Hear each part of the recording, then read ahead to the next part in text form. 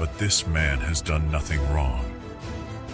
Turning to Jesus, he pleaded, "Jesus, remember me when you come into your kingdom."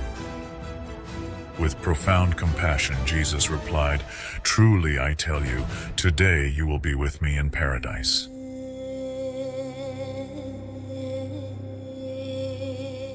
At noon, darkness enveloped the land, an eerie silence falling over the scene as creation itself seemed to mourn. For 3 hours, the sun refused to shine. Near the end, Jesus cried out in a loud voice, my God, why have you forsaken me?"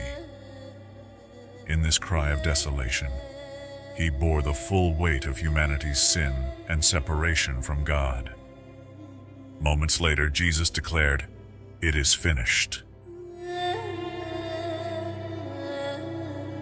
With his final breath, he prayed, "Father, into your hands I commit my spirit." Then he bowed his head and gave up his spirit. At that instant, the ground trembled violently and rocks split apart. In the temple, the thick veil that separated the Holy of Holies was torn in two from top to bottom, symbolizing that the barrier between God and humanity had been forever removed. A Roman centurion, witnessing the events, was filled with awe and declared, "Truly this man was the Son of God." Jesus' lifeless body was taken down from the cross by Joseph of Arimathea, a wealthy disciple, and Nicodemus, who had come to Jesus by night. They wrapped his body in linen and placed it in a new tomb carved out of rock. A large stone was rolled across the entrance, and guards were stationed to secure it. On the dawn of the first day of the week, Mary Magdalene and other women went to the tomb, carrying spices to anoint his body. To their astonishment, they found the stone rolled away and the tomb empty. Suddenly, a radiant angel appeared and said, "Why do you look for the living among the dead? He is not here. He has risen.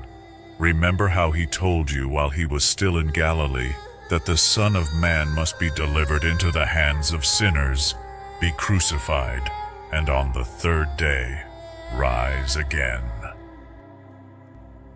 Filled with wonder and joy, the women ran to tell the disciples.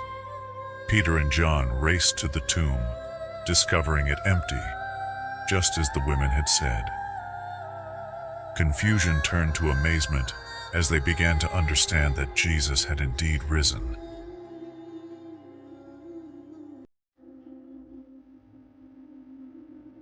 In the garden, Jesus appeared to Mary Magdalene, who was weeping. "Mary," he said, his voice tender and familiar. Recognizing him, she cried out, "Rabboni," and fell at his feet. Jesus said, "Do not cling to me, for I have not yet ascended to the Father. Go and tell my brothers, I am ascending to my Father and your Father, to my God and your God." Over the following days, Jesus appeared to his disciples multiple times, showing them the wounds in his hands and side. "Peace be with you," he said, comforting their fearful hearts. Breathing on them, he said, "Receive the Holy Spirit."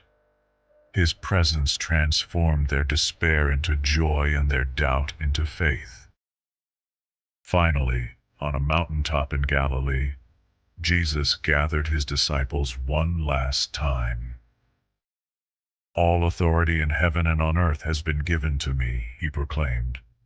"Go therefore, and make disciples of all nations, baptizing them in the name of the Father, and of the Son, and of the Holy Spirit, teaching them to obey everything I have commanded you. And surely I am with you always, to the very end of the age." As he blessed them, Jesus was lifted up to heaven, a cloud hiding him from their sight. The disciples, gazing upward, were addressed by two men in white robes. "Men of Galilee, why do you stand looking into the sky? This same Jesus, who has been taken from you into heaven, will come back in the same way you have seen him go." Filled with the Holy Spirit, the disciples returned to Jerusalem, ready to fulfill the commission they had been given. From that moment on, they carried the message of redemption to the ends of the earth, proclaiming the hope and salvation found in the risen Christ. The disciples returned to Jerusalem filled with fervor and anticipation, yet their newfound faith was forged through moments of profound trial and sorrow, moments that had shaped the very core of their mission. Before his crucifixion, Jesus had walked a path marked by opposition and betrayal. The religious leaders, threatened by his influence, had plotted against him relentlessly. Their fears culminated when Judas Iscariot, one of the 12, agreed to betray him for 30 pieces of silver. The tension reached its height during the Passover meal, where Jesus, gathered with his disciples, instituted a new covenant. Breaking bread, he declared, "Take and eat, this is my body." Passing the cup, he said, "Drink from it, all of you. This is my blood of the new covenant, shed for the forgiveness of sins."